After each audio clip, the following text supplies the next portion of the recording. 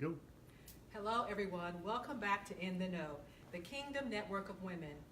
The purpose of In the Know is to make God known, to know others, and to know ourselves. On today's episode, we'll be discussing marriage. And the title of today's episode is The Honeymoon is Over, Real Marriage Moments. And we're just going to keep it organic, guys. It's live. We're just so going here to we talk go. about Real marriage moments. our marriage moments, yes. Let's see, my husband and I will be celebrating 20 years on October the 10th. So on 10/10, we will be 20. Get it? 10/10/20? Isn't that cool? Yes. That's cool. Let's see. Just a brief story on how we met. We met in Tucson. We were at an event at our apartment complex called National Night Out. I had gone to I didn't want to go to the event.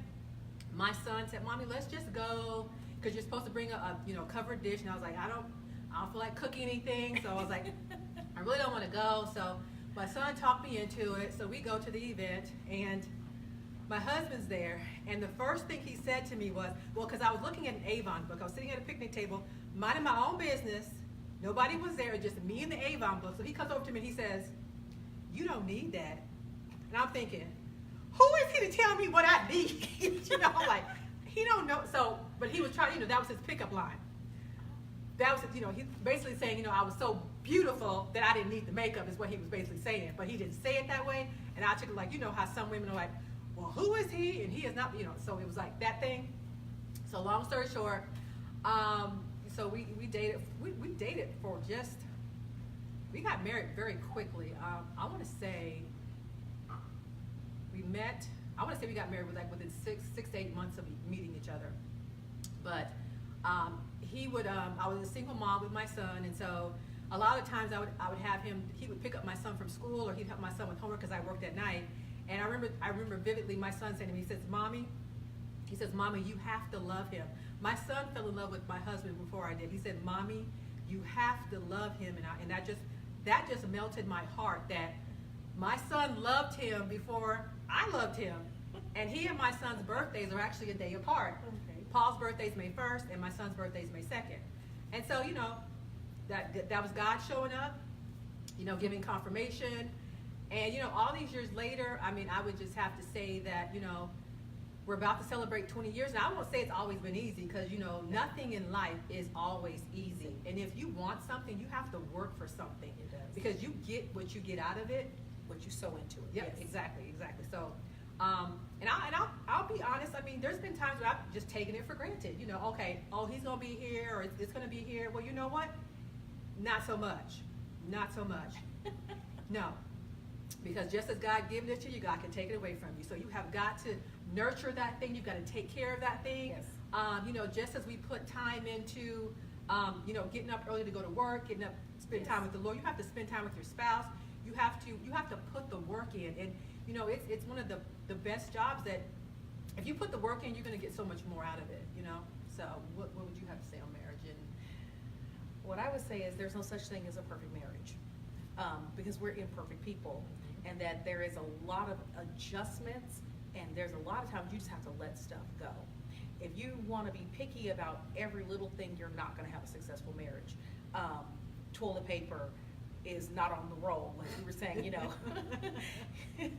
you've been married a long time when the underwear are left on the floor and they don't pick it up, or towels are left here, or things like that. You can let those things sabotage your marriage by being critical and irritated about something that they're not going to change anyway, or you can learn to adapt and to adjust and just say, you know what, this is part of the process.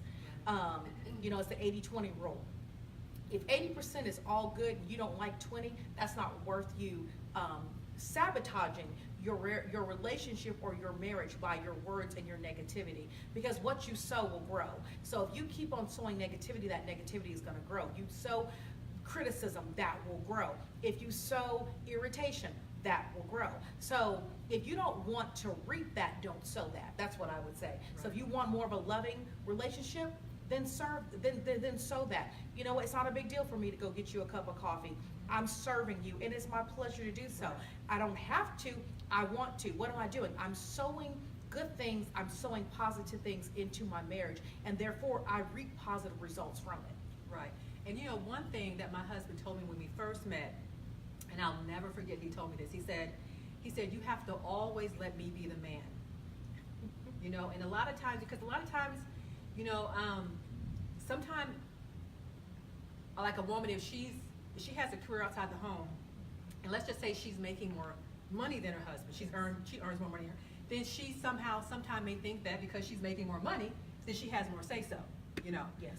She may try to emasculate her man, and Yes. you never want to emasculate a man. You Yes. want to always want to lift him up. You always want to edify Correct. your man. You never want to Yes. you never want to talk down to him, and you especially never want to talk down to him in public. You know, because there's a Yes. mutual respect there. There is. There is a mutual respect there, and so you know, That's good. I've never forgotten that. He said, "Oh, you have to always let me be the man," and in turn, I've always been the lady, Yes. and the woman in the relationship. So, you know, so that comes with, because when he first told me that, I was like, okay, you know, I never would have thought all these years later that would have still resonated in my head that he said that. But that was like one of the things he told me when we first met.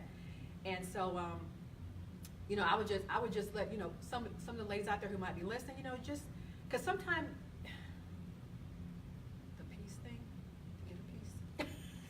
You can say it. We are live. Okay. Sometimes, in order to, sometimes you want to keep the peace just so you can get a peace, and that's not godly.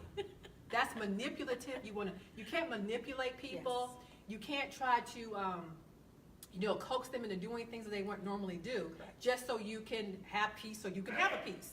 You Yes. know, so you know, I would just say, just, you know, come from the heart, be honest, and you know what? Because it's not always going to be easy, but it's going to be well worth it. Yes. And let's go back to what you just said, picked up on. We're talking about the woman making more money. It's not really about making more money. It's understanding. It's not about who makes the more money. It's about honoring God. And by honoring God, you'll honor your husband. And if you do that, you'll always be blessed. So it's not a money issue. The Bible says we submit one to another. The difference is most of the time, women, we try to prevent our husbands from failing. And that's not our job. That's the Holy Spirit job. There is one pet peeve that I do have, is that women are the Holy Spirit. Don't elevate yourself to the level of God. The Holy Spirit is God. You are a person, and the Holy Spirit is part of the Trinity of God, and He can lead and direct your husband. You have to learn to trust God, step back, and let God lead the way He wants to lead and use who He wants to use. And all we have to do is sit back and relax and kind of enjoy the ride and say, okay, God, I trust you. You're going to take care of me. My husband is a resource. He's not my source. So I'm always looking to God for that. And like you said, you brought up, you know, to have peace, to get a peace. The problem is that when you bring manipulation, you bring in the demonic. Anytime you have to manipulate, you're acting that of the devil, and God can't bless that. You trust and letting God do what He wants to do is the only way that we're going to have and maintain good relationships or have healthy marriages. Right. And that's what it's about, because our children are going It's to pick work. up on that. Oh yes, Our most definitely. children are going to pick up on that, and they're going Yes. to mimic exactly what we say and don't say. Correct. Because they're in that household with us. So, Correct. so what's said and unsaid, you know, that's going to be a Or direct reflection the on their looks, the relationships. snideness, and all that. Mhm. You can have conflict in front of your kids. I don't believe. Yeah, right, I don't right. believe in the ideology Right. that you should have no conflict with your kids. Your Right. kids should be able to see that you have conflict, but you have a good resolution. How you do? Exactly. You don't cuss. You don't storm out the Right. room. You don't tell each other off. Honey, I don't agree with you, and this is why. That's healthy for your Right. kids to see that they learn how to have marriages and how to have conflict as Right. well. That's not volatile. That's not angry, but it's uplifting. We don't agree, and it's okay that we don't Right. agree. God didn't make us have one mind and one mindset. We all are different people, and God has given us that that ability to be different people. That's the reason why the word submission is in the Bible. Why? It means when you don't agree. If we agree, we have agreement. Submission comes in place when we don't agree. So when I don't agree, you know what? I submit to the way God has set the order. That means I'm submitting to God. I honor God. I honor my husband, and God will make sure that it's all right with me. Yeah, you have conflict resolution. You have conflict, but you also have to have resolution. Resolution. Healthy, Correct. healthy, Healthy resolution. resolution. Yes, healthy resolution. Yeah, and it's okay to have conflict. People, Mhm. you know, if you have false sense of peace where there's no conflict, then you don't really have a healthy marriage either, because that's no such thing. Right, right. There's just no Exactly. such thing. If Jesus can say, nevertheless, Father, your will, they had conflict. What did he do? He submitted to the will of the Father and did what the Father wanted him to do. So I don't think God has a problem with there being conflict. He has a problem with the way we handle conflict. Right, and then one other thing that I would just throw in there, and it's kind of like, okay, my husband works away from home a lot, but I enjoy getting dressed up for my husband. I enjoy being a girl, doing my hair, putting on my makeup, because you know what? When I was dating him and trying to get him, those things were always, On your mind. they were always done. How So about I enjoy doing those things for him.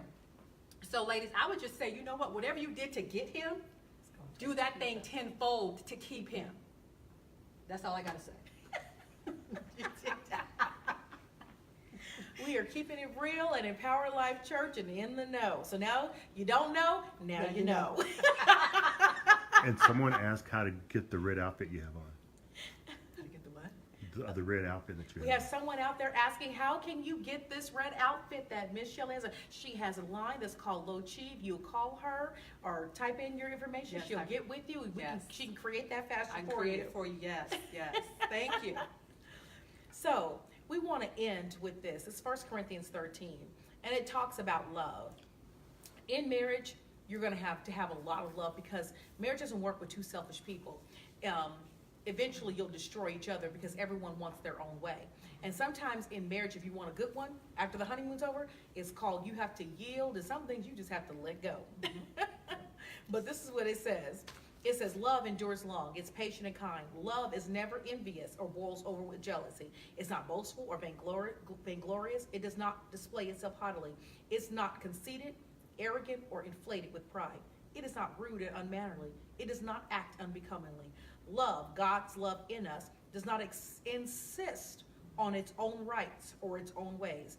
For it is not self-seeking. It is not touchy or fretful or resentful. It takes no account of evil done to it. It pays no attention to suffer wrong. It does not rejoice at injustice or unrighteousness, but rejoices when right and truth prevail. Love bears up under anything and everything that comes. It is ever ready to believe the best of every person. Its hopes are faithless under all circumstances. It endures everything without weakening. Love never fails. So if you sow love, you'll reap love, and it'll never fail, and you'll have a great marriage.